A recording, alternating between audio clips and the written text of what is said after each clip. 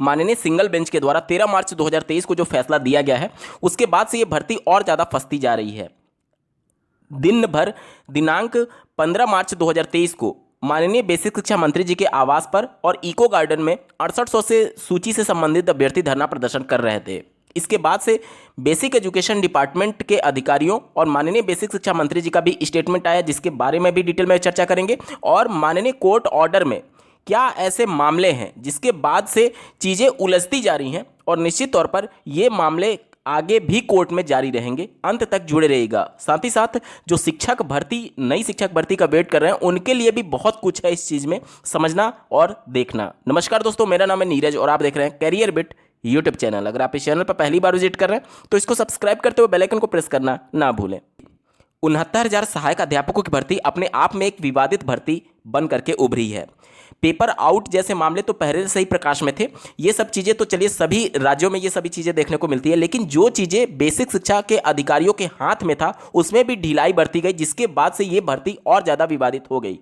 Basic शिक्षा के अधिकारियों के द्वारा जब इसका रिजल्ट जारी किया गया तो उसमें बहुत चीज़ें छुपा ली गई, जैसे कि अभ्यर्थी का कैटेगरी, अभ्यर्थी का गुणांक और भी कई चीज़ें जिसे हाईलाइट करना चाहिए था, जिससे पारदर्शी तरीके से इस भर्ती को कंप्लीट किया जा सकता था। उन सभी डेटा को छुपाने की वजह से ये भर्ती लगातार शक के घेरे में रही, चाहे वो किसी भी कैटेगरी का अभ्यर्थी क्यों ना हो। और ये सभी चीज़ें अगर शो कर दिया जाता रिजल्ट के टाइम या फिर फाइनल लिस्ट में शो कर दिया जाता, तो निश्चित तौर पर अभ्यर्थी के मन में जो भी शंका है कि कितने रिजर्व कैटेगरी के बंदे सेलेक्ट हुए, कितने अनरिजर्व में सेलेक्ट हुए, कितने ओपन फाइट के थ्रू कैटेगरी में रहते हुए उसमें गए हैं, ये सब कुछ आंकड़े क्लियर होते। लेकिन चूंकि इनके द्वारा आंकड़े सही से प्रस्तुत ही नहीं किए गए बेसिक एजुकेशन डिपार्टमेंट के द्वारा, जिसके बाद से ये भर्ती बहुत ज़्यादा विवादित बन गई है। माननीय सिंगल बेंच के फैसले पर आते हैं। आप स्क्रीन पर देख पा रहे होंगे, पहले नंबर पॉइंट में माननीय सिंगल बेंच ने स्पष्ट कहा है कि जो रिजर्व कैटेगरी से संबंधित अभ्यर्थी हैं, जो कि रिलैक्सेशन ऑफ मार्क्स जो कि सुपर टेट की परीक्षा में ATRE 2019 की परीक्षा में लिए हुए हैं, यानी कि सीधे तौर पर इसका कहने का मतलब यह है कि 90 से 96 नंबर के बीच में जो अभ्यर्थी हैं कैटेगरी से और क्वालिफाई करके सिलेक्शन लिए हुए हैं, चूंकि वो अनरिजर्व कैटेगरी जिसका क्वालिफाइंग मार्क्स 97 नंबर है उसको टच नहीं कर पा रहे हैं, इस वजह से उनको उनकी ही कैटेगरी में रखा जाना चाहिए। यहां पर आप देख सकते हैं साफ शब्दों में मेंशन किया गया है, which has been held to be open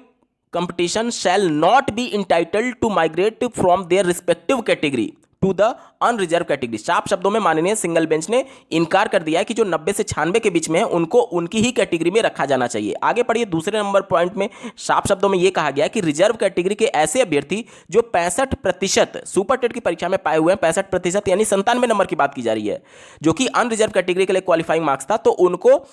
open category में रखा जा सकता है। यहां पर साफ शब्दों में आप देख सकते हैं, शैल बी encompassed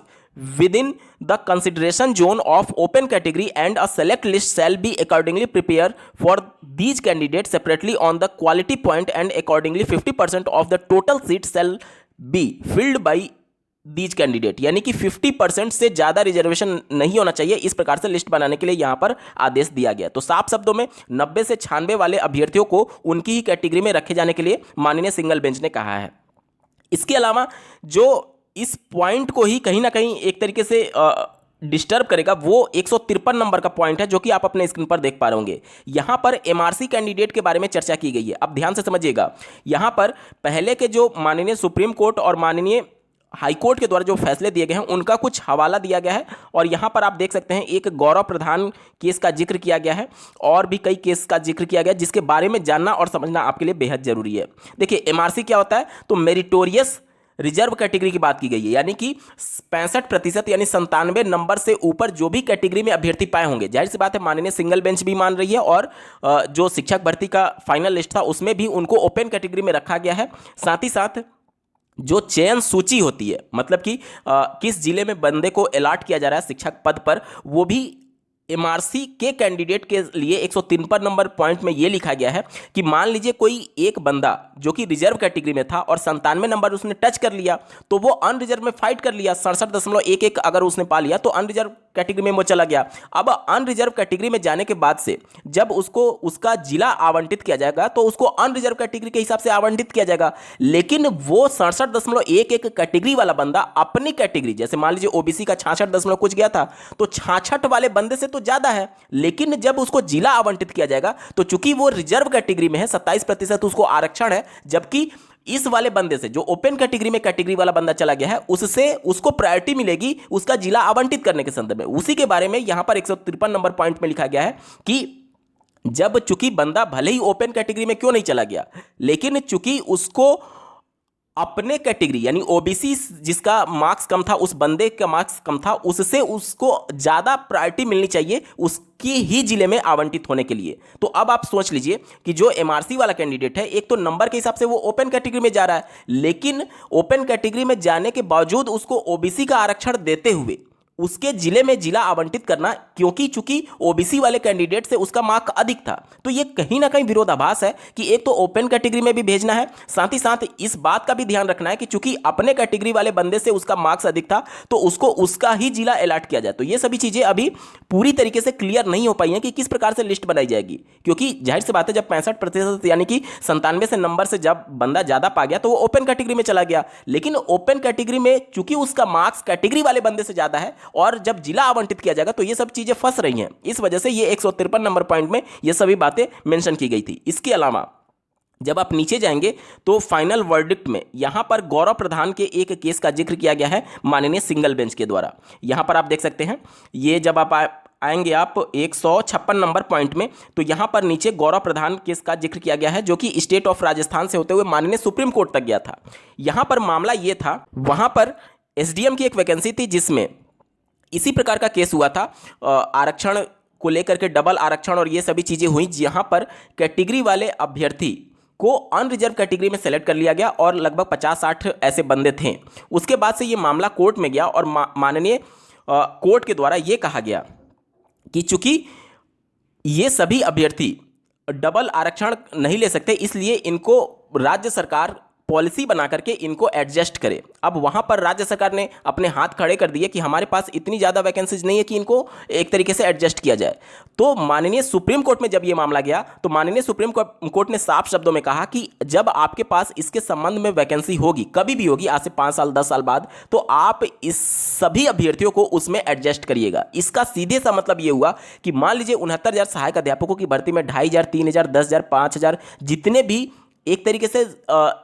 निकलने वाले अभ्यर्थी होंगे जो 69,000 में पहले से वर्किंग है, उनको निकाला नहीं जाएगा, बल्कि राज्य सरकार जब भी वैकेंसी आएगी उस वैकेंसी के पदों से इनको एडजस्ट करना पड़ेगा। मान लीजिए कि 50,000 आने वाली समय में कभी भी वैकेंसी आती है और 10,000 ऐसे बंदे निकल गए जो कि 69,000 में गलत लिस्ट की वजह से चयनित हो चुके हैं और 2.5 साल से वर्किंग है, तो उनको निकाला ना जा करके गौरव प्रधान के केस के अनुसार जब भी वैकेंसी आएगी तो 50,000 में से 10,000 सीधे इनको अलॉट कर दिया जाएगा। तो सीधे तौर पर ये नए अभ्यर्थी जो बीएड बीटीसी कर रहे हैं उनके पदों में से इनके पदों को देना पड़ेगा। क्योंकि देखिए यहां पर माननीय सिंगल बेंच ने साफ शब्दों में कहा कि यह राज्य सरकार की गलती है और बेसिक एजुकेशन डिपार्टमेंट की गलती है कि चूंकि आपने गलत तरीके से लिस्ट बनाया जिसकी वजह से जो कैंडिडेट सिस्टम में नहीं आने चाहिए थे वो भी आ चुके हैं। लेकिन उनके लिए भी तो अधिकार है, उनको ऐसे बाहर तो किया नहीं जा सकता। जब 2.5 साल से वो वर्किंग में है तो कैसे बाहर किया जा सकता है। तो उसी के लिए गौरव प्रधान का एक केस का जिक्र किया गया जिसमें यही सब बातें हुई थी कि जब अगली वैकेंसी के लिए पद सृजित किए जाएंगे तो उसमें से इनको अलॉट कर दिया जाएगा। तो ये सभी चीजें नए जो बीएड बीटीसी अभ्यर्थी हैं उनके लिए एक तरीके से घातक है कि उनके पदों को 69,000 में जोड़ना अब मजबूरी बन जाएगी। बात करें 6800 से संबंधित अभ्यर्थी जो कि लगातार इको गार्डन और माननीय बेसिक शिक्षा मंत्री जी के आवास पर धरना प्रदर्शन कर रहे हैं, उस मामले में अब होगा क्या। देखिए राज्य सरकार के पास अब सीधे तौर पर यह कहने के लिए हो गया है कि माननीय सिंगल बेंच के आदेश जो भी है हम उनका पालन करेंगे। आपने बेसिक शिक्षा मंत्री जी का भी स्टेटमेंट सुना होगा और बेसिक एजुकेशन डिपार्टमेंट के अधिकारी भी यही कह रहे हैं कि हम उनका अध्ययन कर रहे हैं सिंगल बेंच के फैसले का और उसी को लागू करेंगे। सीधे सा मतलब ये हुआ कि राज्य सरकार कहीं ना कहीं 6800 जो कि क्वेश्चन किया गया उसको पूरी तरीके से मानने के लिए तैयार है और 6800 पर अब कुछ खास देखने को नहीं मिल सकता है। इसका मजबूत पॉइंट यह है कि माननीय सिंगल बेंच ने चूंकि 69,000 सहायक अध्यापकों की भर्ती के संदर्भ में पुनः लिस्ट बनाने की बात कही है। अब पुनः लिस्ट बनेगा तो जाहिर सी बात है जो 6800 के संबंधित अभ्यर्थी हैं, अगर आरक्षण विवादित मामले के अंतर्गत वो 69,000 के लिस्ट में आते हैं, तब तो उनको उनका कोई भी अहित नहीं होगा, वो सिलेक्ट हो जाएंगे। लेकिन अगर 69,000 के लिस्ट में ये नहीं आ पाते हैं तो निश्चित तौर पर खतरे की घंटी है, क्योंकि माननीय सिंगल बेंच ने नए सिरे से लिस्ट बनाने के आदेश दे दिए हैं और 6800 की लिस्ट पूरी तरीके से निरस्त कर दिया गया है। तो अब उस मामले में कुछ खास देखने को आपको नहीं मिलेगा। 69,000 की जब नई लिस्ट बन जाएगी, उसमें अगर 6800 से संबंधित अभ्यर्थी नहीं है तो यहां पर ये थोड़ी पॉसिबल होगा कि 69,000 उनको भी सरकार मेंटेन करेगी, मतलब कि सिस्टम में लाएगी। इसके अलावा जो 6800 की लिस्ट है उनको भी मेंटेन करेगी। इस हिसाब से देखेंगे तो जो 1,46,060 अभ्यर्थी जो कि 69,000 सहायक अध्यापकों की भर्ती में क्वालिफाई किए हुए हैं 60 और 65 के हिसाब से, वो भी बाद में धरना प्रदर्शन करने लगेंगे कि हमें भी कहीं ना कहीं एडजस्ट कीजिए। तो ये सभी चीज़ें जो कानूनी प्रक्रिया के अंतर्गत रहेगा और जो नियमावली के अंतर्गत रहेगा, देखिए इसमें तो कोई शक नहीं है कि बेसिक एजुकेशन डिपार्टमेंट के द्वारा लिस्ट बनाई गई है, उसमें बहुत सारी गड़बड़ियाँ थी, बहुत सारी अनियमितताएं थी और बहुत कुछ डेटा छुपाया गया, जिसके बाद से ये सब कुछ विवाद मचा हुआ है। बेसिक शिक्षा के अधिकारियों की जवाबदेही तय होनी चाहिए कि क्यों नहीं इन सभी आंकड़ों को प्रस्तुत किया गया, क्यों नहीं बताया गया कि कितने ओबीसी के कैंडिडेट सेलेक्ट हैं, क्यों नहीं बताया गया कि कितने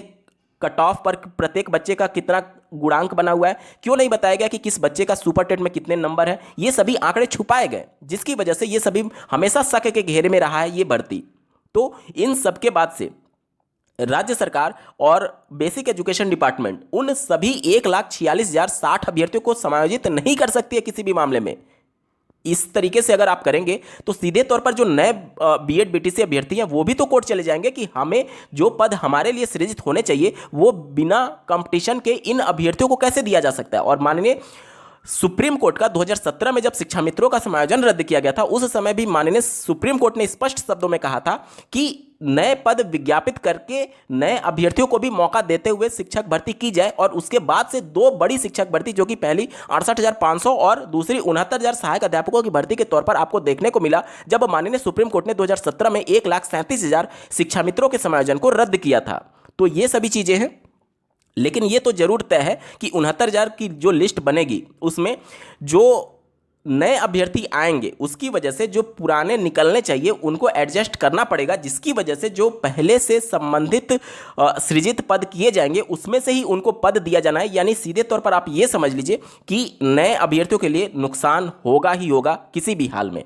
इस पूरे मामले को आप किस नज़रिए से देखते हैं कमेंट के माध्यम से जरूर बताइएगा और ऐसे ही महत्वपूर्ण अपडेट के लिए चैनल को सब्सक्राइब करना ना भूलें। इस वीडियो को देखने के लिए आपका बहुत बहुत धन्यवाद। भगवान करे आपका दिन शुभ।